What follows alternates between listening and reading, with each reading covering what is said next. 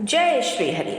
आखिर ऐसा क्या हुआ कि लक्ष्मीपति बैकुंठ के स्वामी श्री हरि विष्णु को भृगु ऋषि ने लात मारी? जानने के लिए बने रहना होगा वीडियो के अंत तक।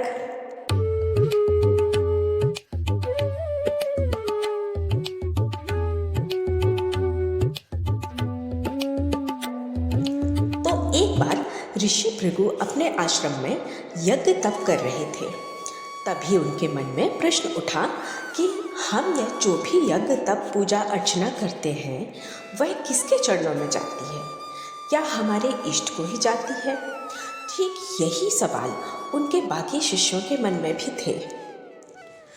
तभी वहाँ नारद जी आ गए और ऋषियों ने प्रणाम करते हुए यह प्रश्न मुनिवर से पूछा। तब नारद जी बोले, जो सृष्टि से पहले भी थे और सृष्टि के बाद भी रहेंगे, यह पूजा उनको ही समर्पित हो जाएगी।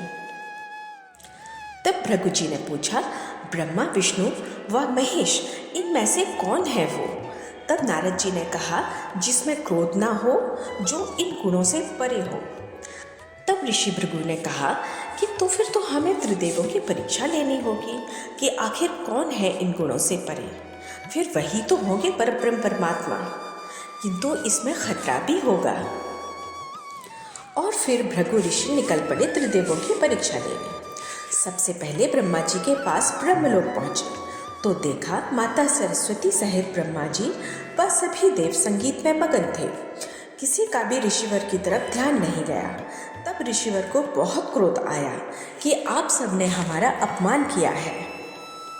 तब ब्रह्मा जी भी बोले कि पुत्र, कोई भी कितना भी तपस्वी और ज्ञानी हो जाए, किंतु उसको अपने पिता के सम्मुख नतमस्तक होना ही चाहिए। यही परंपरा है, वह नियम है।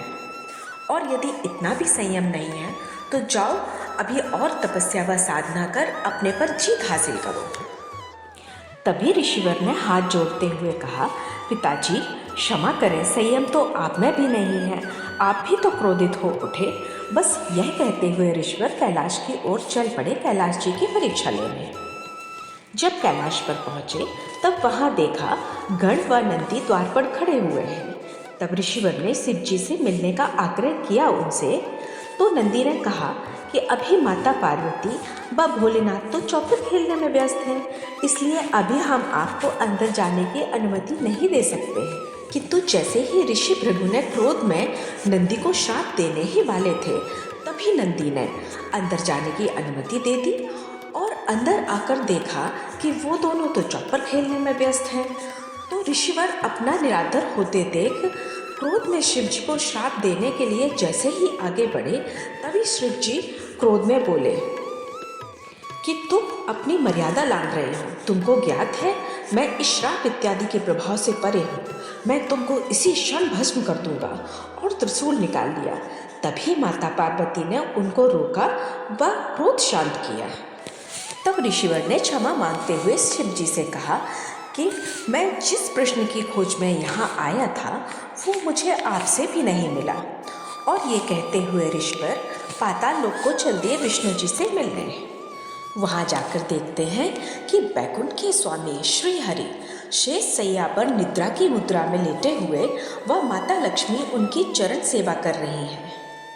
ऋषिवर ने विष्णु जी को प्रणाम किया किंतु कोई जवाब नहीं आया। तब ऋषि भृगु ने विष्णु जी को श्राप दे दिया कि जाओ, आप भी पृथ्वी पर लक्ष्मी के वियोग में तड़पते रहेंगे। और कुछ देर बाद ऋषि ने क्रोध में भगवान विष्णु की छाती पर लात मार दी। और भगवान विष्णु की आंख खुलते ही विष्णु जी क्षमा मांगते हुए बोले, मुझे क्षमा करें, मुझे आपके आने का भान ही नहीं हुआ। मेरी छाती वज्र जैसी है, कहीं आपके पैरों को चोट तो नहीं आई। और ये कहते हुए प्रभु ऋषिवर के चरण सहलाने लगे। तब यह सब देखकर ऋषिवर की आंखें नम हो गईं। वह प्रभु के चरणों में गिरकर क्षमा मांगते हुए बोले, प्रभु आप मुझे शर्मिंदा कर रहे हैं। प्रभु आप ही हमारी सारी पूजा जप तप के अधिकारी हैं। इस सृष्टि के आप ही आदि हैं व आप ही अनंत हैं। मुझे अपने प्रश्नों का एक संतुष्ट उत्तर मिल गया है। आप ही मेरे इष्ट हैं, आप ही आराध्य हैं। तब विष्णु जी बोले, ऋषिवर आप धन्य हैं जो जगत के कल्याण के लिए अपने अनिष्ट की चिंता किए बगैर ही हम त्रिदेवों की परीक्षा लेने की ठानी।